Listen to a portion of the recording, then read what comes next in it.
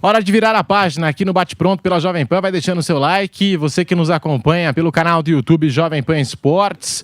Vamos falar do Bruno Henrique. Foi julgado nesta quinta-feira pelo STJD, suspenso por 12 jogos. Ele foi denunciado por forçar um cartão amarelo e beneficiar apostadores em 2023 em um jogo contra o Santos no Mané Garrincha, em Brasília, pelo Campeonato Brasileiro. O julgamento desta quinta-feira durou mais de 8 horas e cabe recurso. Bruno Henrique foi absolvido no artigo 243 do Código de Justiça Desportiva, que fala em manipular e prejudicar uma equipe de forma deliberada. No entanto, por 4-1, os auditores decidiram que o atacante do Flamengo agiu de forma contrária à ética desportiva. Por isso, o Bruno Henrique foi condenado a 12 jogos de suspensão, além de ser punido com uma multa de R$60 mil. O Flamengo vai pedir o efeito suspensivo enquanto o recurso não é julgado. A lei indica que a partir de 2 jogos de suspensão, a possibilidade de pedir um efeito suspensivo é garantida. O principal temor, tanto de Bruno Henrique como de grande parte da torcida do Flamengo, era de uma punição muito mais pesada para o atacante. Ele podia pegar uma suspensão, lembrando aqui, de 360 a 720 dias. Enquanto o recurso não é julgado, o Flamengo vai pedir o efeito suspensivo e a lei indica, portanto, que a partir de 2 jogos de suspensão, o efeito suspensivo é garantido. Punição muito branda para o Bruno Henrique, 12 jogos e multa de R$60 mil. Vampeta, Bruno Prado e Mauro Betting. Eu não me formei em direito, então tá lá, o Flamengo vai entrar com recurso. Para mim, o importante é que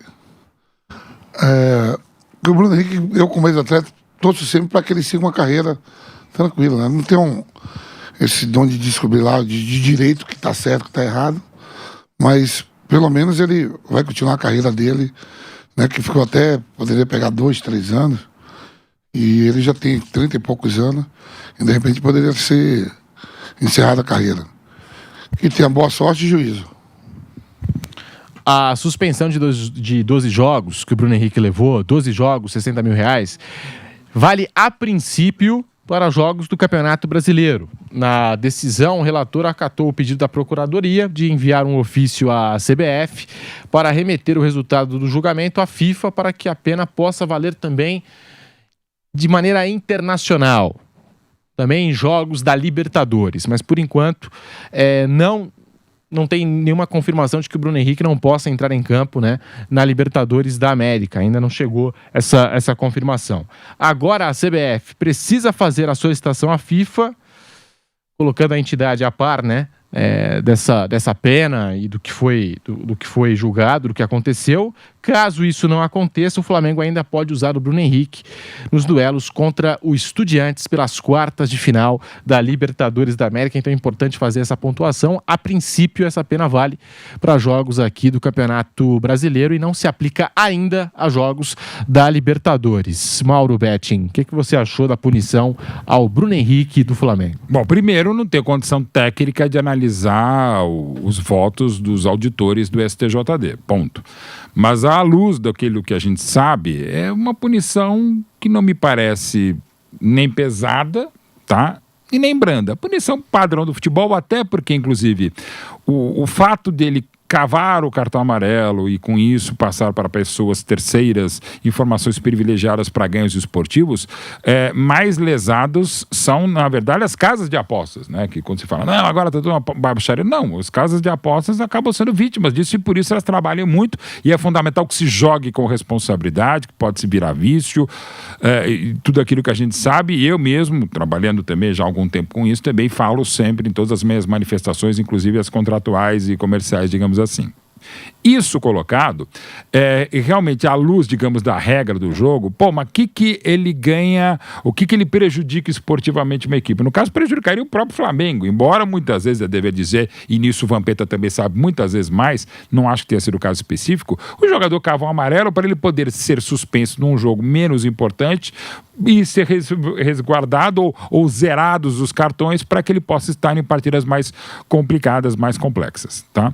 Não vou dizer que é o caso. Então, no caso aí teve pessoas beneficiadas, esportivamente não, então você pode punir, e acho que tem que punir até exemplarmente casos como esse, independente do jogador que é, um excepcional jogador, do time que é o time de maior força, maior mídia, maior poder político, econômico, financeiro, de tudo.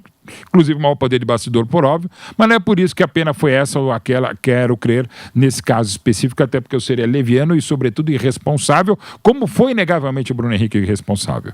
E é bom que esse caso sirva para o Bruno Henrique, para o Flamengo, para o Corinthians, para o Palmeiras, para o 31 de abril de Presidente Timóteo, para todo mundo, para que se evite isso. E que é muito claro, evidentemente, você não pode fazer com que familiares, amigos, colegas, credores, devedores possam usufruir de uma condição que eventualmente não é como se já se foi muito mais, e aliás hoje mesmo está estreando no Sport TV um documentário muito legal, muito bom, feito pelo Bruno Maia, que é um amigo que fez a série O Cara para a HBO Max do Romário, que fala exatamente sobre a máfia do apito.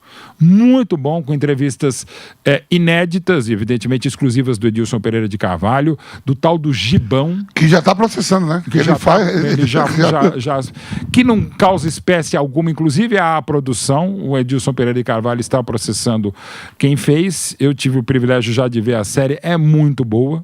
Vale super a pena para quem gosta de futebol, para quem milita no futebol e para quem vivenciou aquilo que aconteceu há 20 anos. Conta bastidores, inclusive bastidores jornalísticos do trabalho excelente dos queridos colegas Thaís Oyama, que já trabalhou aqui, do André Rizek também, do César Tralli, enfim, conta bastidores da apuração, bastidores das tramas jornalísticas também, e conta muito claro a versão de Edilson Pereira de Carvalho, não conta Paulo José Danelon, que não quis dar entrevista, e tantas outras histórias que são fundamentais para a gente entender aquele momento, mas não se comparam hoje, não se devem comparar, embora também o documentário trate bastante a respeito disso, de situações em relação a hoje, o que acontece em casas de aposta, e nesse caso, porque ali você arreglava resultados, né? Agora, no caso do Bruno Henrique, é algo até mais, quase que pueril, embora não seja, cartão amarelo. Não é nem gol contra, ou cometer um pênalti, ou adulterar um placar de jogo. São coisas que devem ser entendidas nas suas questões. Mas é fundamental que os atletas saibam do risco do jogo e, sobretudo, informações privilegiadas. E aí, para mim, eu não estou, por favor, passando pano nenhum para o Bruno Henrique. É claro que ele é culpado, claro que ele tem que pagar. Ah, é pouca a questão pecuniária? Você pode falar. Poucos 12 jogos? Acho até que sim. Mas, de novo, que sirva de lição ao Bruno Henrique e a todo atleta de futebol que você não pode passar por absolutamente nada, nem próximo disso, e aqui eu não estou fazendo nenhum juízo de valor, até porque inocentado na Inglaterra, e ótimo que tenha sido inocentado, porque é um baita jogador. O Brasil pôde contar, depois de 2 anos de um longo processo, com o Paquetá de volta à seleção e jogando já muita bola no West Ham. Então, tudo isso é fundamental para que a gente entenda. E a punição, ela é fundamental até pelo caráter, digamos assim, pedagógico, para que outras pessoas não possam incorrer no mesmo erro e ou crime. O artigo 243, no qual o Bruno Henrique foi absolvido, diz o seguinte: atuar de forma contrária à ética desportiva com o fim de influenciar o resultado de partida, prova ou equivalente. E a punição dentro desse artigo, multa de 100 mil reais, ou melhor, multa de 100 reais a 100 mil reais e suspensão de 6 a 12 partidas. E no parágrafo único, né, tá aqui, ó, que detalha, penas serão de multa de 100 reais a 100 mil reais, suspensão de 12 a 24 partidas, provas ou equivalentes, se praticada por atleta, fecha aspas. Então, ele acabou pegando a pena mínima no artigo em que foi enquadrado e poderia ficar o dobro de partidas fora se tivesse ali uma prova que sustentasse, né, uma penalidade maior. E até um levantamento aqui que a nossa produção fez a respeito dos cartões amarelos, né, do Bruno Henrique no Campeonato Brasileiro de 2023. O primeiro cartão ele leva no jogo contra o Fortaleza, logo no dia 1º de julho de 2023. O segundo cartão contra o Coritiba, no dia 20 de agosto. E aí, ele tem a conversa com o irmão no WhatsApp, no dia 29 de agosto. O BH estava pendurado com 2 cartões amarelos. Aí ele sofre o terceiro cartão contra o Botafogo. O quarto cartão amarelo ele leva contra o Goiás. O quinto cartão contra o Corinthians. E aí sim tem o jogo contra o Santos no dia 1º de de novembro, que ele leva primeiro o cartão amarelo, depois é expulso.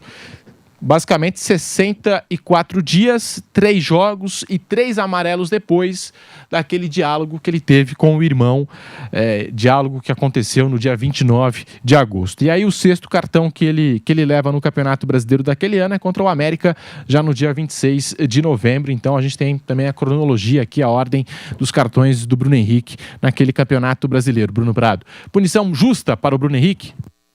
É sempre um caso muito delicado, porque pode às vezes até acabar a carreira de um jogador, né? Uma punição pesada de anos de suspensão. Bruno Henrique já é um jogador veterano. Acho que sempre tem que ter uma coisa muito bem provada, comprovada, provas claras, né? Não só um indício que vai te levar a achar que isso pode ter acontecido. Tem que ter uma coisa concreta, mais contundente. Até no blog hoje do Mauro César, ele coloca bem detalhadamente o que está no inquérito, o que foi investigado. A coisa contundente, concreta, às vezes ela parece ser, mas não tem aquela coisa totalmente clara. E para você, talvez até encerrar a carreira de alguém numa suspensão pesada, acho que tem que ser uma coisa muito clara, muito óbvia, muito concreta, assim, com uma coisa com todas as letras, como aconteceu no caso do Paquetá, né? Não encontraram provas suficientes do envolvimento do Paquetá na situação, que aí cada um pode achar o que quiser. Não é uma questão de achar, mas eu acho que ele fez isso. Tem que ter a prova clara, concreta, evidente, porque senão você pode... A pena ela é muito grande de encerrar a carreira de uma pessoa. Então, eu sempre vou mais para o lado de a condenação, principalmente em casos graves, uma condenação pesada, ela tem que ser muito bem clara, tem que ter uma prova evidente, óbvia, escancarada. Se não tem, às vezes eu prefiro que não se puna de maneira pesada alguém que eventualmente pode ser inocente, mesmo que tenha uma pequena chance de ser inocente. Eu prefiro até que o cara o cara fez alguma coisa errada, mas eu não tenho 100% de certeza, eu prefiro que não puna ou não puna de uma maneira pesada do que eventualmente um inocente que você acha pelos indícios que ele é culpado, mas às vezes você pune de maneira pesada um inocente. Todos os indícios levavam a culpa, mas no final o cara é inocente, só que os indícios levaram a culpa e ele acabou punido e ficou, no caso do futebol, suspenso por muitos anos, enfim. Então, acho que é sempre bom ter uma cautela nesse caso. Acho que não encontraram a prova evidente, clara, concreta, óbvia, e o Bruno tomou uma punição até que tranquila para a situação. Acho que 12 jogos é uma punição leve para uma situação como essa, mas se não tem o óbvio, o evidente, o claro, o concreto, eu prefiro uma punição branda a alguém que eventualmente possa ter feito algo do que punir pesadamente alguém que pode ser inocente. E os jogos que o Bruno Henrique vai perder com a camisa do Flamengo por conta dessa suspensão. Fica difícil fazer aqui uma previsão e de alguma forma bater o martelo quanto ao dia que ele vai voltar, ao jogo que ele vai retornar oficialmente, porque o Flamengo tem um jogo atrasado no Campeonato Brasileiro a ser disputado ainda contra o Sport. Então não dá pra gente bater o martelo ainda sobre o jogo que ele vai voltar, mas a expectativa diante dessa suspensão, a data base para a volta do Bruno Henrique é no dia 10 de dezembro. Assim, ele fica de fora dos jogos contra o Juventude, Vasco, Corinthians, Cruzeiro, Bahia, Botafogo, Palmeiras, Fortaleza, São Paulo, Santos, Sport, Recife e também fica fora do clássico Fla-Flu. São os jogos aqui que o Bruno Henrique não poderá estar em campo vestindo a camisa do Flamengo.